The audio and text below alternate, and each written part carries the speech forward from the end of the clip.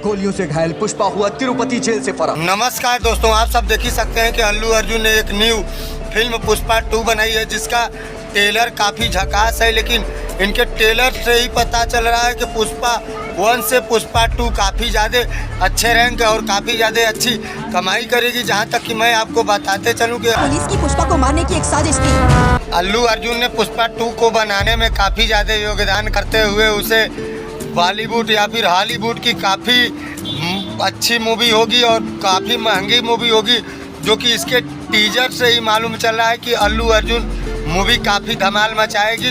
और मैं आपको बताते चलूं कि 2023 में निकलेगी। लेकिन रोल पुष्पा का पुष्पा 2 फिल्म में काफ़ी ज़्यादा लोगों को और काफ़ी अच्छे रोल को कि पुष्पा 1 से पुष्पा 2 काफ़ी ज़्यादा धमाल मचाएगी और धमाल मचा रही है। मैं आपको बताते चलूं कि इससे पूरी फिल्म इंडस्ट्रीज में बवाल सी मच गई है अल्लू अर्जुन की ये पुष्पा 2 पे।